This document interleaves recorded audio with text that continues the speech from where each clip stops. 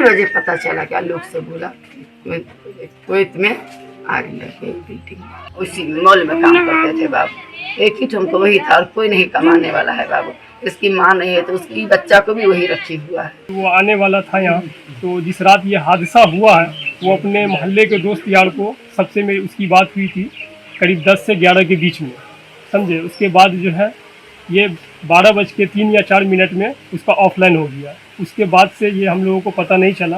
उसके बाद जब सुबह जब ये न्यूज़ फैला कि इस जगह आग लग गया, बिल्डिंग में लग गया, तब हम लोगों को जानकारी हुआ कि ये उसी बिल्डिंग में ये रहता था।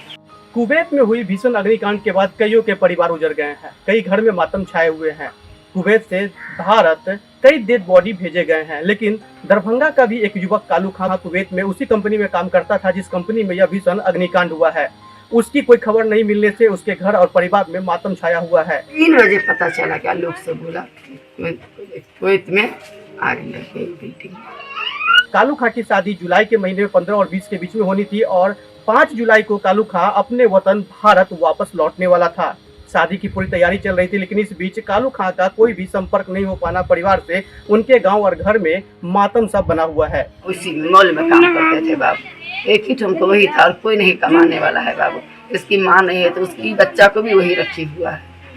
अभी इसमें सबसे लेटेस्ट अपडेट ये आ रहा है कि कालू के भतीजे जब वहां उस कंपनी के एचआर से बात किया है तो फिर वहां से इन्हें एक जानकारी मिली है कि एक डेड बॉडी जो वहां रखा हुआ है जिसकी निशान अभी तक नहीं हो सकी है। हम मेसी में भी बहुत सारा प्रयास कर रहे हैं, हमने वहाँ भी हमारे जो लोग रहते हैं हम उससे भी बहुत प्रयास करवा रहे हैं, लेकिन अभी तक कुछ कालू का पता नहीं चल पाया।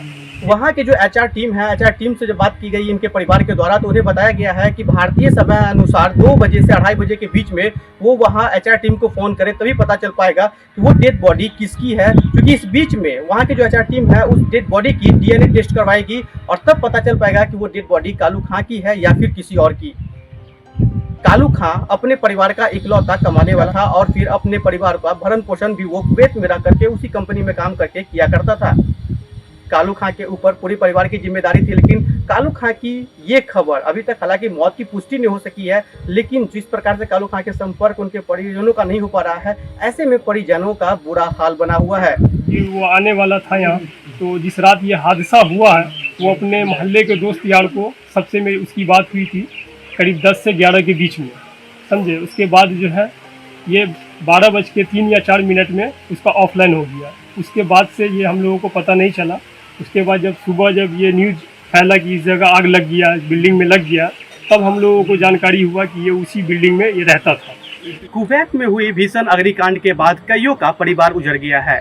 इस अग्निकांड में दरभंगा के भी कालू खां की मौत की अभी तक हालांकि पुष्टि नहीं हुई है, लेकिन परिजनों में मातम छाया हुआ है।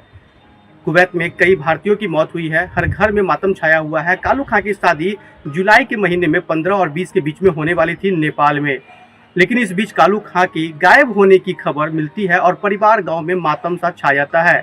अभी इसमें लेटेस्ट अपडेट जो सामने आ रही है उसमें कालू खां के भांजे बताते हैं कि जब वहां उन्होंने कुवैत में जिस कंपनी में कालू काम कर रहा था उस कंपनी के एचआर से बात की तो एचआर टीम ने बताया है कि डेड बॉडी की पहचान अभी तक नहीं हो सकी है।